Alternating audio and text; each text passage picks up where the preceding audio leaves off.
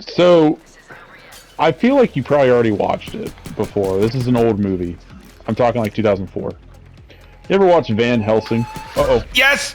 I got kicked off the second floor! Oh my god, that was hilarious. But the reason I ask about Van Helsing is I remember as a kid, my dad liked the movie. I know I've seen it. But if if you asked me what happened in the movie, oh, you good? No.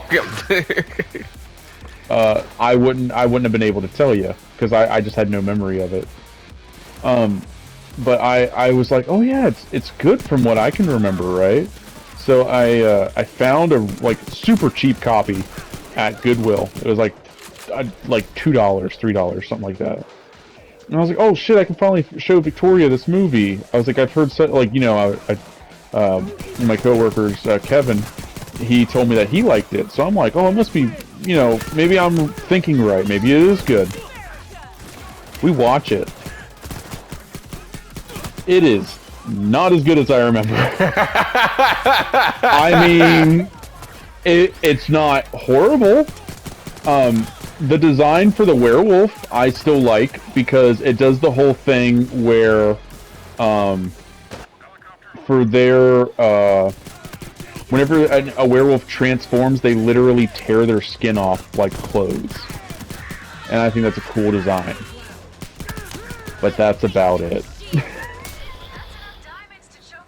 The whole movie was not fantastic, and it felt like two movies into one. If you know what I mean.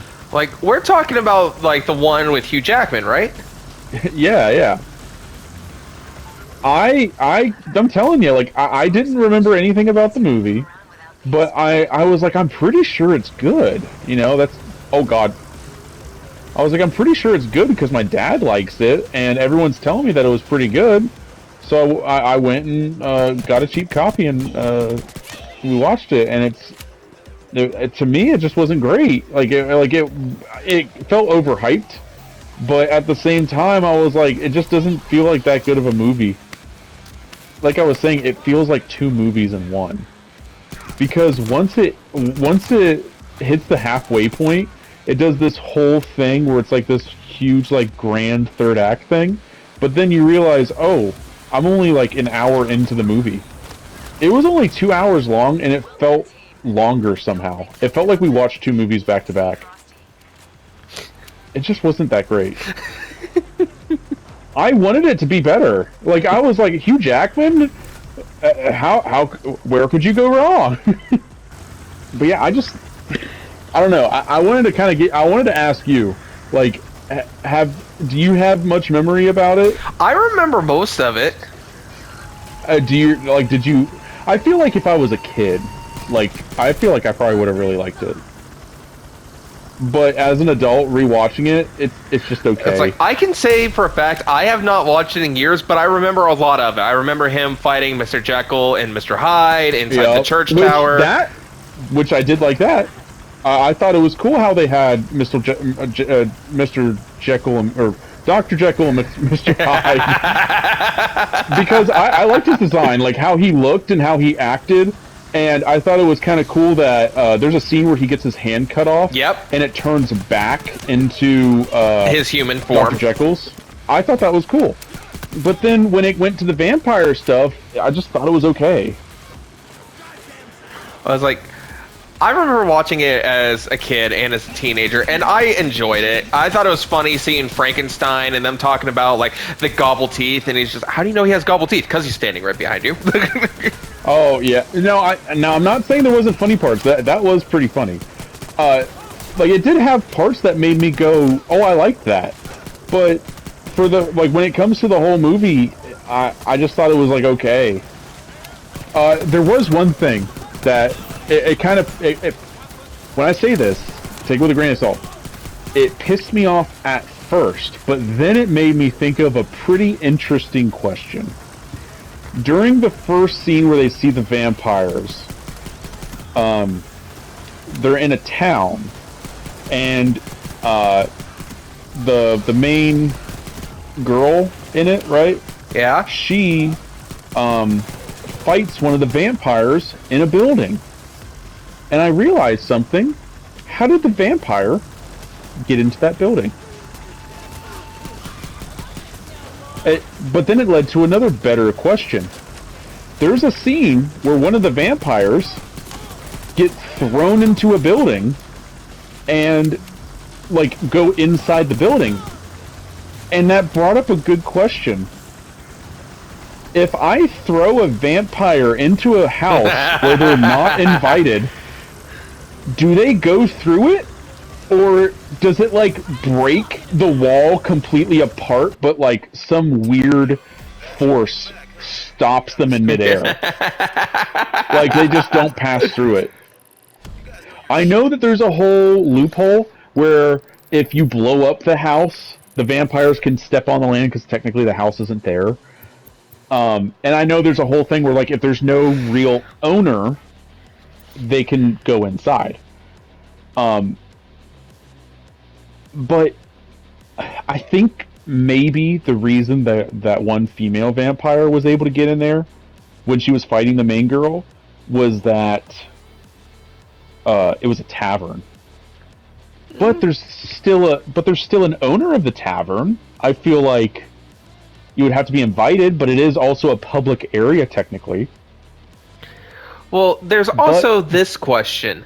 Is this a universe to where you have to have permission in order for vampires to enter? They act like it is. They talk about how the vampires have all the stereotypical tropes. Wooden stake still works. Holy water still works. A crucifix can work unless the vampire is powerful enough. Like, whenever it went against Dracula, it still really hurt him, but he was able to burn the cross and melt it, which I thought was kind of cool. He literally grabbed it, and it was burning his hand, but it was causing... The heat was so high, he was able to keep, like, you know, put up with it enough that it melted the cross, which I thought was cool. And holy water, if they're hit with holy water, it will burn them. Yep. And they cannot set foot on hollow ground, which is why everyone, when they started attacking, a lot of people ran to the church because they can't step foot on hollow ground.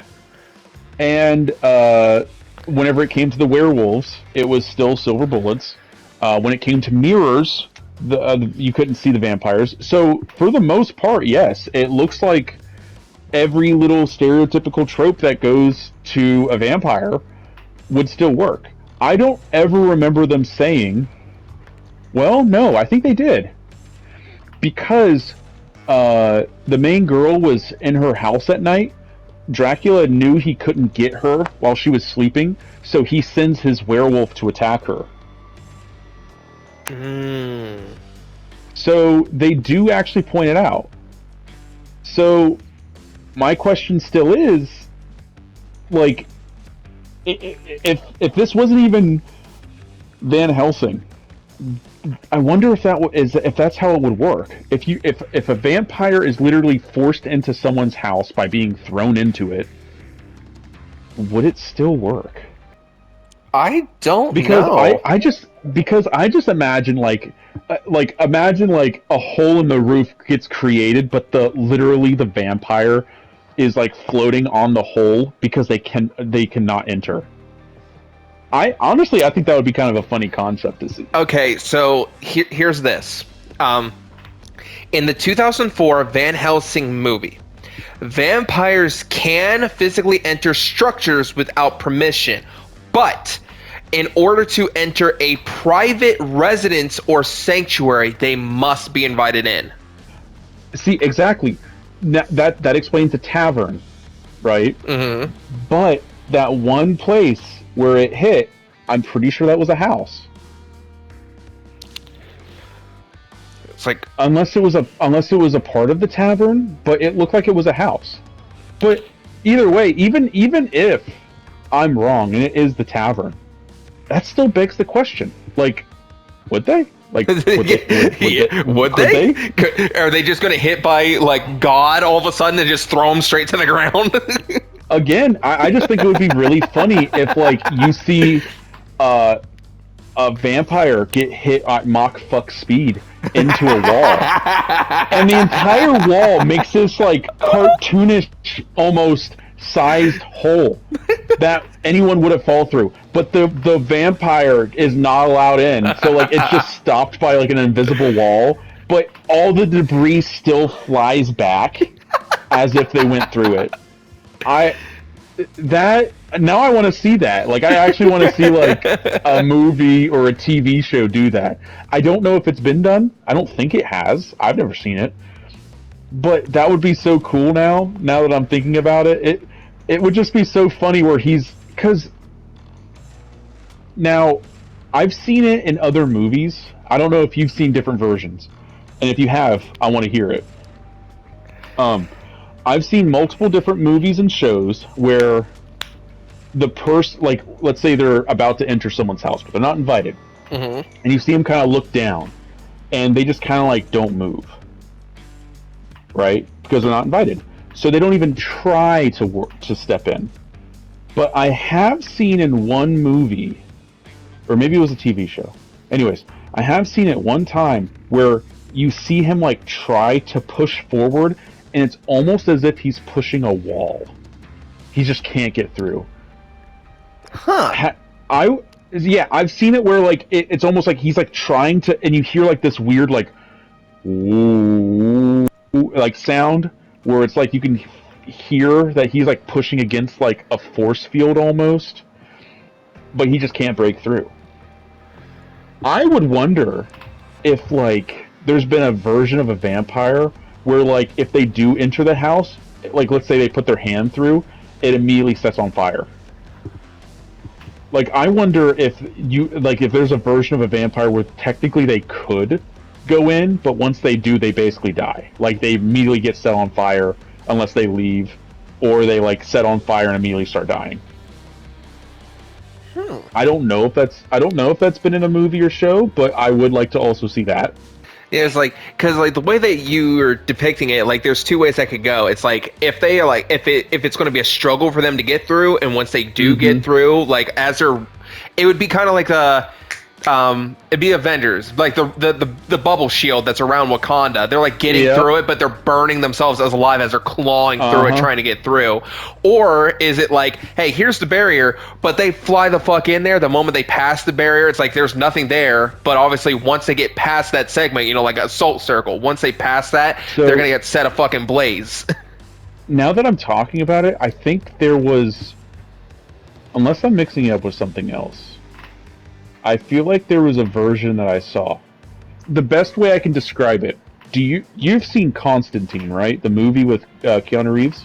Yes. Do you remember when the devil was dragging him? And when he's dragging him, he like gets really heavy, and it's like dragging the ground with him. Yeah, because he's so heavy. Yeah, because then he becomes immovable because God's putting all that weight right there, saying like, nope, you can't touch his soul. Exactly. So keep in mind what I was referring to whenever the ground was like moving like that. I think I remember that there was like a scene where a vampire got pissed at like whoever they were talking to in the house, and they tried to like break through because they're like right there. They're like an inch away from them. And I remember his shoes on the ground pushing against like the stone, and it was like digging into the ground because that's how strong the force is of the fact that he can't get in. It was literally like he was putting so much force behind it. It was like his shoes were literally like scraping against the ground and like causing that type of ripple. Where it was like picking up the rock. I also think that's a pretty good idea. And now that I said that, do you think, hypothetically, if he kept doing that, would it push the house? The house is the fucking center focal point. So if you start moving the barrier, the house has to stay in the center. And now that I'm thinking about it, if he pushes hard enough and the house moves so far off the property, could he enter the house? The foundation and everything is just way down that it's just moving. It creates a huge gap between the ground and the foundation that is just pushing all of it. And it's just pushing the dirt, like, and all of Earth to the side. Or better yet, they do old-fashioned SpongeBob with the raging bullworm. They just push Bikini Bottom and move it somewhere else. It's so strong it starts pushing the whole city to the left. Push! God, and see that's the type of stuff like I wish like more movies would kind of like play around with, because I'm thinking of this and I was like, yeah, Gemini or AI could never. Because like now I'm like super curious. And it doesn't even have to be like 100% like, oh yes, we ran all these tests, we looked through all these documents of vampire. No, I just want to see, what would you think would happen? I would love to see like some like fancy like horror director with that idea. I would love to see how he would put that into a movie or into a TV show. And I mean that with everything that we discussed. Like, I would love to see like someone get thrown into a house to see like how the hole would be shaped. I would like to see him basically try to push an entire fucking house through an invisible barrier between the door. Or God forbid, like you fucking just straight up throw a vampire at a church, say like the holy site, and at the moment they were going to hit the building, God's just like fuck you and makes them take a straight 90-degree dive right at the freaking edge of the barrier. Oh, if a girl eats garlic and kisses a vampire, would it burn her or would it burn them? That if is it's like if it's on her lips, you know. It's like that is curious because like garlic is supposed to be poison to vampires, which they have said in a number of movies, especially callback to fucking like God, I don't know, 2006 I think with fucking Spooky Godmother. Oh, dude, I'm not gonna lie. I thought you were gonna. So you're like the only person I know in my entire life. Anytime I bring this movie up, you're the only one that fucking knows what I'm talking about. 40 Days of Night. Oh my God! Yes. I thought you were about to bring that movie up because as soon as you said this movie from like I don't know if it's from 2006, but when you were basically stating it was older, I immediately thought like, oh, he's gonna bring up 40 Days a Night because you're like the only other person that I fucking know that actually knows that movie. Yeah, fucking based in Alaska, the whole month of darkness. Yep, I remember that fucking movie. And is it the well? Okay, I haven't seen it in so fucking long. I want to think it's a good movie. I don't remember it being bad, but bad movie or not, that's a good idea. Like, why wouldn't vampires just fucking go to Alaska? Like, those 40 days would be a huge fucking party for them every fucking year. Or actually, no, is it every year or like every so many months that happens? I believe it's every year. I thought it was like every like, it's like almost. For some reason, I was thinking that maybe it was like every like 8 months or some shit like that. Well, here, or maybe it is. Let me bring this up to you. So 30 Days of Night. It came out in early 2007, so I was almost on the nose. Oh, we were so close. So they have that, and then I didn't know they made a second one. They have 30 Days of Night 2, and it came out in 2010. I've literally never heard of that. I didn't know they made a second one. I'm worried that that's an abomination of God. It is 2010, rated R horror/vampire. Let me see here. I feel like the ratings are terrible. So from IMDb, it has a 4.3, and Rotten Tomatoes gave it a 15%. Wait, hold on. 4.3 out of 10. 10 or 5? 10 Okay. for IMDb. For some reason, for a second, I thought it was out of 5, and I was like, holy shit! So, 30 Days of Night, Dark Days. There's the official title. Dark Days. 2010 is the sequel to the 2007 vampire flick horror film following survivor Stella Ullman as she moves to Los Angeles to hunt down the vampire queen responsible for the massacre in Barrow, Alaska, and avenge her husband's death. So the queen of the vampires is in LA? But that defeats the whole point of 30 Days a Night. It's supposed to be in Alaska for 30 days when it's at night. Boy, that's not a good sequel. That already sounds like a bad sequel. Dude, straight up posted 3 years ago a Reddit feed, r/horror, in all caps. Please do not watch 30 Days of Night sequel. It says Dark Days was the sequel series to 30 Days of Night. The movie included a lot from it, but it was such a low budget hack job. Yeah, I kind of had a feeling because, like, not that many people, well, maybe it did do well at the box office when it first came out, I'm not sure, but not that many people know what the fuck that movie is. Speaking of vampire movies, I don't know the name of this. Maybe you do. I think it took place in like a desert. It was like New Mexico, Nevada, Texas, something like that, right? Mm-hmm. It was a vampire movie. And the vampires, if I remember right, some of the stuff that they would do was they would either dig a hole in the ground when it was during the day, or they like wore sunscreen or something. Like some insane sunscreen. For some reason I want to say there's sunscreen. Maybe I'm confusing that with something else, but I feel like that was a point in it. But one part that I remember, out of everything, this is the part that I remember the most vividly. Not only was it in the desert, or some type of hot area, there's a scene, I think in the beginning, or this is at least where I came in to watch it.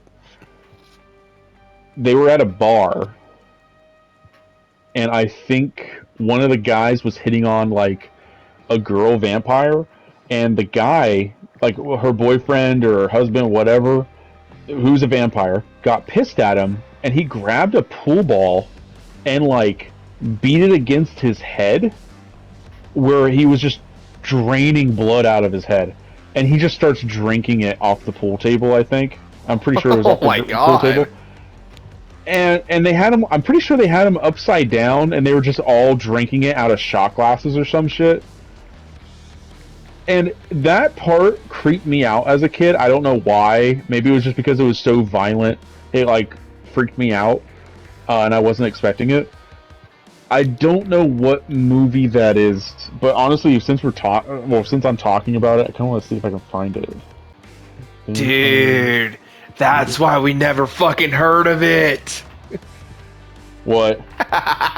The 2010 film 30 Days of Night, Dark Days did not have a theatrical release, so it did not generate traditional box office numbers. Instead, Sony Pictures Home Entertainment America distributed the movie as a direct-to-video DVD on Blu-ray. That's why we never fucking heard of it. Yeah, that sounds about right. Holy shit, I think I found it. Oh? It's called Near Dark. A small-town farmer's son reluctantly joins a traveling group of vampires after he is bitten by a beautiful drifter. Oh my god. Yeah, I think this is it. Holy shit. I don't think... I never... And you know what's weird? I saw that cover for it. I just never knew what it was. I saw it, like, it had to have been last week, or not last week, last month, something like that. I saw it recently. 30 Days of Night's box office, opening weekend, they scored $16 million. So again, back in 2007, So 16 million for the box office there. International was 35.9. Domestic was 39.6. So they achieved a grand total of 75.5 million worldwide against a 30 million production budget. So That's not that bad. So they made 2.5 times what it cost. So they made 2.5 times of what it cost. Yeah. But they did make it. They made enough to